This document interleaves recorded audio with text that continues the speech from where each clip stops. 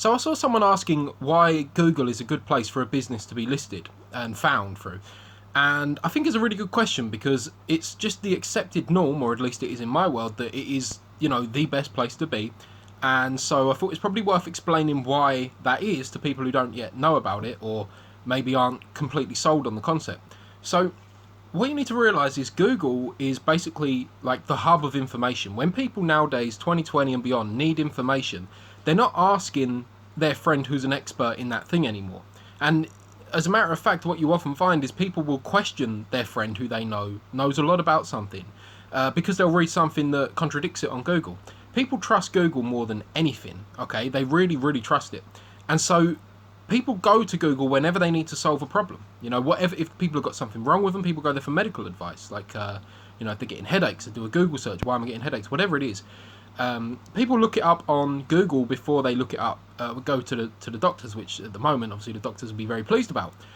But it's to the extent that Google is even now being controlled for certain search queries, so they'll prioritise, companies like the NHS, like our healthcare in England. They'll prioritise those like sort of health-related queries because they know how much people trust them. And if you get some, pseudoscience come up ranking number one, then they're going to mislead people potentially. They want it to be, well, depends how you look at it. They want it to either be a safe source or maybe they want to control all the information. I don't know. Let's not go there. But along those lines, so people are now used to just typing in Google whatever it is they want. They want a solution to it. So that's why you see in Google, when you track Search Console and you look at Google My Business, what queries you get. You often get, if you're doing SEO for a company, for local service providers, you'll get terms like, the example I used in a previous video, scaffolding company near me, local scaffolding company, scaffolding Colchester. People are looking in this way. Now, when I was a kid growing up, we had this thing called the Yellow Pages in England, and anytime you needed something, you'd usually pull up the Yellow Pages, have a look in there and see the businesses that are listed in there. Well, Yellow Pages, I don't even know, they used to put them through the door, and I ain't had one for as long as I can remember. So they ain't doing it anymore as far as I'm aware, but they are online, and it's just basically a web directory. And they also offer SEO services themselves. So even the companies that used to be the people who gave, the homeowners the information as to where to find a business, even those people are now actually moving online and offering SEO services like your common SEO agency will, to solve that sort of query. So that's why it is critically important to actually list a business online. Is one, people really trust Google, like the results that come up, people really trust.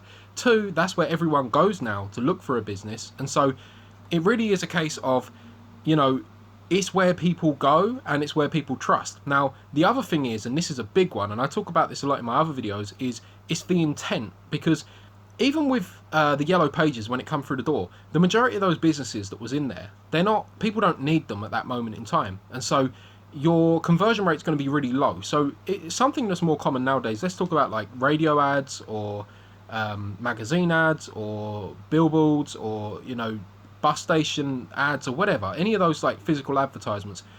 The majority of the time, people don't need those services, and that's why the price of those things is kind of inflated when you compare that to SEO or Google ads, or even to a degree, but not so much, Facebook ads. Facebook ads aren't quite as good because, again, you can get people based on interest but not intent. So you might get someone on Facebook who's like interested in, I don't know, football or something, and then you might be able to advertise, or a particular football team, and you might be able to advertise your t-shirt selling store that sells that team's football shirts or something like that. And you may get some sales come in through that. But with Google, what you can do is you can get in front of people at the exact moment that they're searching. So somebody types into Google, West Ham United football shirt extra large or whatever. You can actually get in front of that person if you've got a page that ranks for that, or you're running a Google ad for that. You can get in front of that person at that exact moment that they're looking to buy that thing. And so your conversion rate is considerably higher.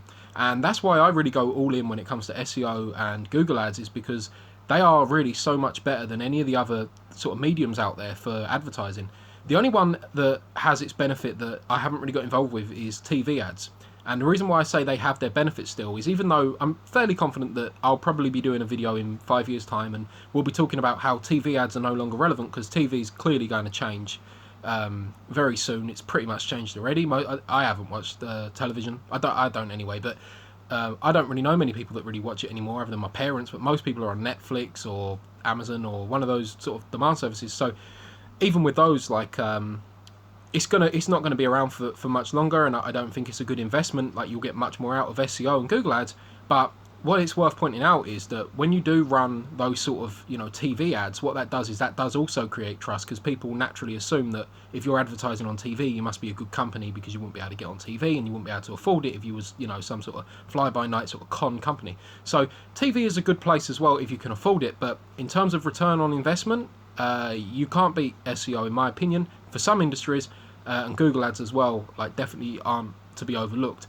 However, I must just finish this off by saying there are some industries where it's really not suited. And with those, basically, any SEO company that's worth their salt will tell you, look, your industry, we'd be happy to take you on as a client, but your industry doesn't get many searches. And, there are keyword tools, I can think of two that are quite cheap that you could look at and figure out how many searches that industry is getting. And then, you could have a look at the sort of different terms that are related that people are typing in. And if there was absolutely nothing, then it wouldn't be right for you. So basically, the way you tell whether or not Google is a good place to list your business is see if there is people looking on there. If there are people looking on there, then it's probably your best bet.